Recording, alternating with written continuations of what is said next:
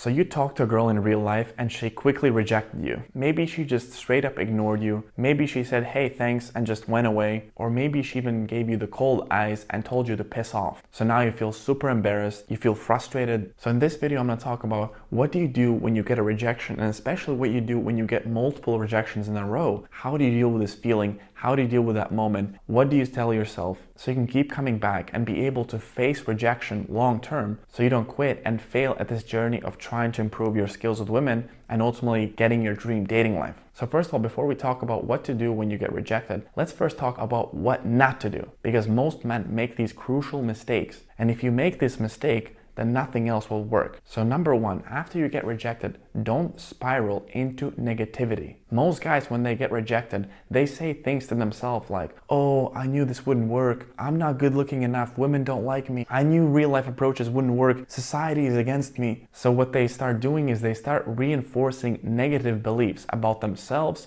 about the process, or about the society. You don't want to do this, because if you amplify these limiting beliefs, then you will not be able to keep taking action in this area and you'll just quit. And ultimately, this is the mistake number three. Most guys just quit. They get a few rejections and they decide, okay, this is enough. I will not take this anymore. I'm going home. This real life approaches stuff is not for me. I'm gonna go back to dating apps. I'm gonna go back to OnlyFans, or I'm just gonna forget about women entirely. If you quit, you fail at the most fundamental task of anything. If you quit when you get rejected, then you fail. You fail at a task. So these are the things you definitely don't want to do. So that out of the way, let's talk about what to actually do and how to process rejection. So let's address this from the macro level, big picture, and micro level, what you do in the moment. So macro level, how do you see rejection? So first of all, you wanna make a promise to yourself to commit to this process for a long term. You wanna bring this attitude, hey, it doesn't matter how long this is going to take, 5 days, 50 days, or 5 years, I'm going to keep coming back, I'm going to keep facing rejections, and I'm going to keep improving. When you bring this mentality, a lot of pressure goes down, because a lot of guys have subconsciously these deadlines they have in their mind, and they think to themselves, oh,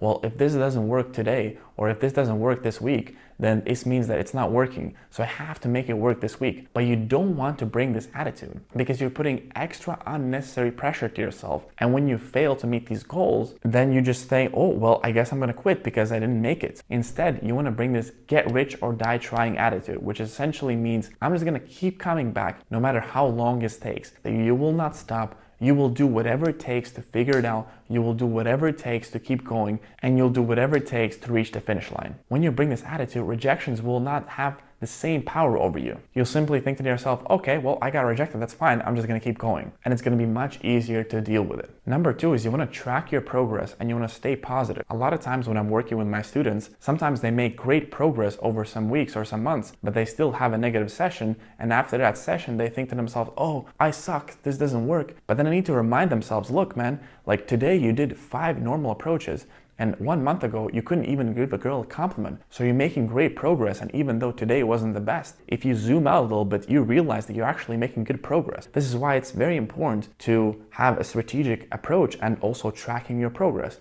because then you can zoom out and see, wow, I am actually improving. Now, you don't want to use this as an excuse to actually not take action. Again, this is what a lot of guys do. They say to themselves, oh, well, I'm at least looking at some videos and talking to 1 girl a month. You don't want to reward your behavior when you're actually not taking a lot of action. But when you're pushing yourself to the breaking limits, and when you're challenging yourself every day to do hard things, that's the behavior you want to reward. And when you do that, you want to stay positive and appreciate it. And number three, you just want to understand basic variance. So I've been doing this for 10 years, and even for me, sometimes there is some bad days. Now, of course, for me, there are a lot more good days than bad days, because I've improved in this skill for the last 10 years, but still there's a concept of randomness and variance in any sort of endeavor. So some days will just not work. That is fine. That is part of the process. What you want to do is you want to keep going and you want to improve your skills. Okay, those are some macro mindsets that you can implement, how you view rejection. Now let's talk about the micro stuff. How do you actually deal with the rejection right after rejection happens? So number one, you want to smile, you want to laugh. Right when you get rejected, you just want to have this like, ha, that was brutal. You don't want to take yourself too seriously. Because when you smile, when you make a joke, all this kind of tension loses a lot of power. Jokes and sense of humor are great things to deal with adversity, and especially rejection. This also teaches you not to take yourself very seriously. Number two, you also want to reframe the rejection. So instead of seeing something as very bad, you actually want to see this as something potentially positive. So for example, you can see this as a workout for your ego. You can even talk to your ego like a little kid.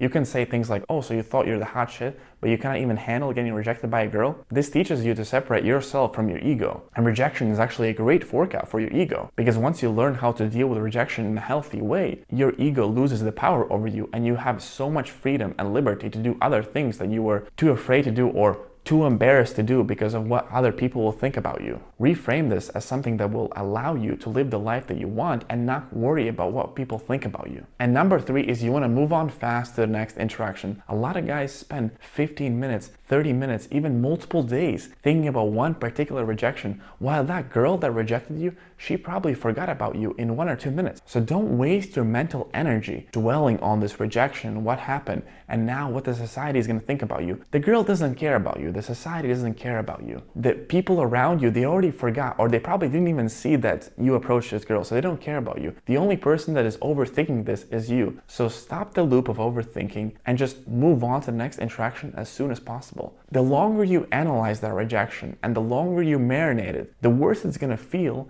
and the more it's going to prevent you from you taking action. Again, our main goal is take as much action as possible. So rather than dwelling on that rejection, immediately move on to the next interaction. So again, in this video, we learn how to deal with rejection. We learn not to amplify our limiting beliefs and we learn not to quit. We learn that we need to commit for the long haul and we need to stay positive. And also we learn that we need to inject a bit of humor and reframe rejection as something positive and something that's actually going to help you rather than destroy you. So if you can internalize these lessons and if you can start seeing this rejection this way, and if you can start applying these lessons the next time you're out there and facing rejection, not only is it going to be easier to deal with, you're going to respond faster, you're going to be able to take more action, and that ultimately is going to allow you to get better and get to your goals, which if you're watching this channel means you're going to be able to meet more women and create more opportunities to open romantic connections. Finally, if you'd like more one-on-one help from me to help you deal with your rejections in real life and to literally guide you through that mental dialogue that you have with yourself when you face these rejections, this is what I do with my private students. When they go out, I jump on the call with them while they're literally approaching women in real life. And not only I help them to talk to these women and give them feedback on their conversations, I also help them dealing with their own negative mental chatter that usually comes up when they get rejected. This is a key part of the mentorship, and this is what a lot of guys found extremely valuable. Because let's be honest, a lot of times it's very difficult to deal with this yourself. When you can have someone experienced talk you through all of this mental chatter and address each specific thing and each specific rejection so you can rebound much faster, it makes the entire process much more effective and much easier. If this sounds potentially interesting, you can check out more details about my mentorship in the link below and book a call for us to discuss if this might be useful for you. Also, I want to reward you taking some action. So if you book a call for us to speak about the mentorship, and if we end up not working together for some reason, I'll still give you access to my practical principles document, which is a document containing videos, scripts, and even texting breakdowns that I only share with my private students. And I'll give you this access completely for free, just as a way to reward you for taking some action in this area. So click the link below, check out the mentorship page, and I'll talk to you soon.